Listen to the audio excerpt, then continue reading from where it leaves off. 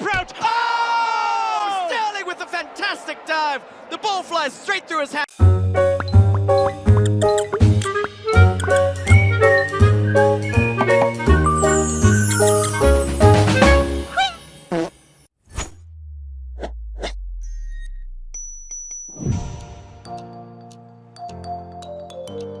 Hello once again, all my chickadees. Game & Chick is back once again with another review.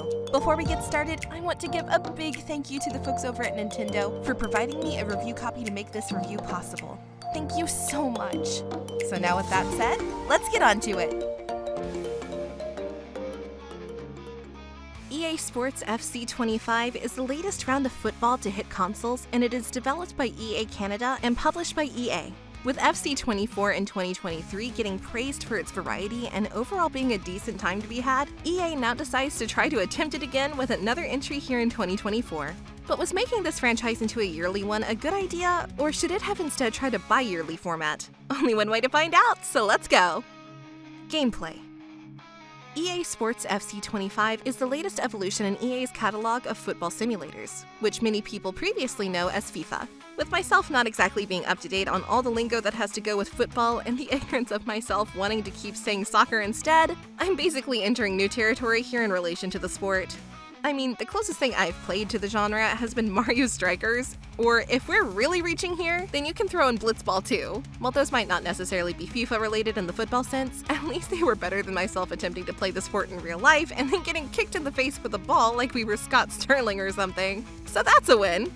Here in FC 25, this entry attempts to blend in the familiar gameplay mechanics with extra enhancements that both keep the core mechanics of what worked in last year's entry and refine it a tad bit more to give longtime FIFA fans an experience that both feels fresh, but also one fans have grown accustomed to.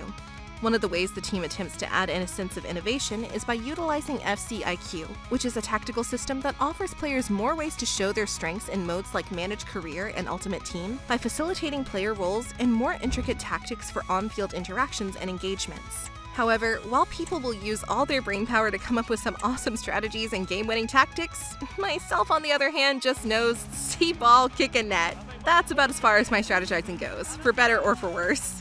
They're just lucky that this isn't Blitzball, because then I'd just be pulling a rugby and just tackling everyone when I get mad at them for stealing the ball from me. Freaking jerks!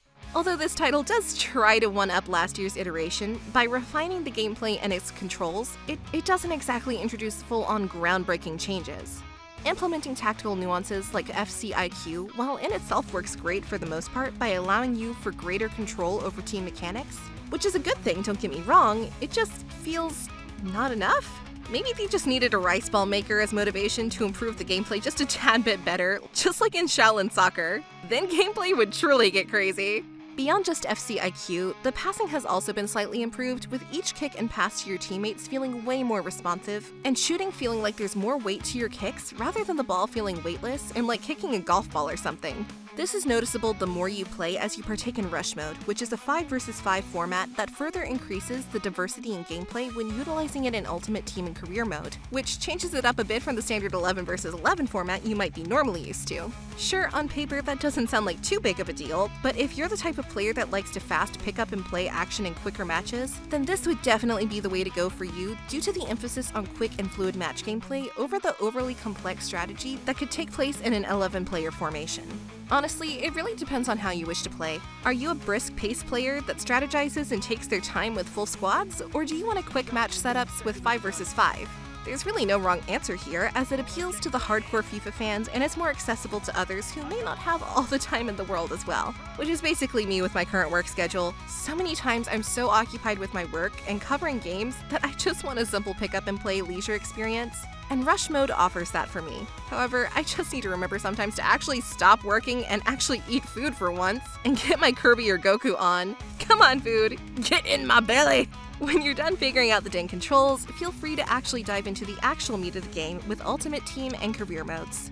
In Ultimate Team mode, think of it as your hub for player management, but with only minor updates from last year's edition. Which means it might not flip the mode on its head, but it still preserves the core mechanics of what people liked about it at the very least. Even though this mode is pretty fun with the introduction of player roles and even gives you a chance to archive any duplicate cards that you may obtain, it still falls a bit short by having an overlying need and dependence on microtransactions. No one likes microtransactions. Well, if we can help it at least. Which some are more tolerable than others, like sure, spend $5 here for some Fortnite add-on to get Goku or something. But others are more annoying, like spending like $20 to get a horse armor in Elder Scrolls Oblivion. Yes, that was me. I bought my horse armor and then accidentally took my horse Shadowmere inside the Oblivion Gate, forgot he was there, and then closed it, thus losing my horse and his armor, and making me lose $20. I'm smart as heck, guys. My point in all this is microtransactions can be lived with, but when it's a big focus here like in FC25 due to its grind, then it starts to annoy you rather than be something that adds to your experience. Career mode is where I had less of an issue, however, with a good visual refresh from last year to this year's game and new elements introduced like live season scenarios and youth football integration using rush mode. Running down the field, passing, dodging chumps left and right, making an amazing shot and thinking in your head, goal! Feels great, and with the tweaked gameplay mechanics, made matches feel extremely smooth and overall gave me a fun time as I progressed, especially when you factor in FC IQ into the mix for extra depth. But while that holds up the game to an extent, there are some things that definitely hold it back too. For one thing, while yes, the overall gameplay for me is fun and enjoyable, even as someone who's not a major FIFA fan, problems like AI responsiveness can happen from time to time, with your teammates sometimes not reacting to your pass or where you move, and even defenders themselves against you not reacting to you and making some of your shots a little too easy due to the AI not holding up quite to the standard as what was seen in last year's entry, which is a shame. At the same time, the user interface can add several problems to the mix as well that may hinder your enjoyment due to its placement and making navigation on top of it a bit cumbersome and awkward to trudge through. On top of these, server issues also persist and annoy you either by having a slow connection or even being timed out, even though last year's game was stable for the most part. However, this year's entry seems to be a bit clunkier and less optimized than one would have hoped it would be, and that's a shame, especially when you are trying to play with friends. It can completely ruin the mood.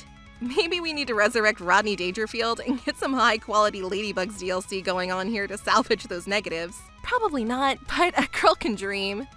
Overall, at the end of the day, EA Sports FC 25 comes up a bit short on what I feel the developers were going for this time around. It's not completely awful though, with the great addition of FC IQ that offers you new additions and fun strategy, Rush Mode that introduces a 5 vs 5 format that makes for great pick up and play fun matches, duplicate cards and Ultimate Team that welcomes the idea of getting duplicates rather than thinking of them as a burden, smoother aspects of gameplay with passing, running and kicking, those are all great and hold the game up with all their might. However, just being competent at something does not mean you're transformative or a vast improvement, as FC 25 has learned with this iteration. But with wonky AI from time to time that impacts both your opponents and your own teammates from responding accordingly, which makes clunky matches, server issues that cause disconnects, menu navigation not being very smooth, microtransactions being a main focus of the Ultimate Team rather than an addition to it, those alone outweigh the positives I feel you could have with this title. And even though it can be pretty fun at times in spurts, keyword here spurts, not all the time,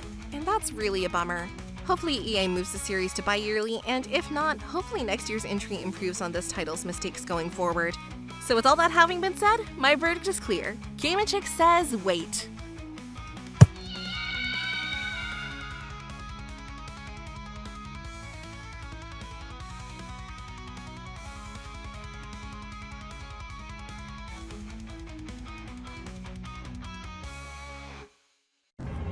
Let him cook!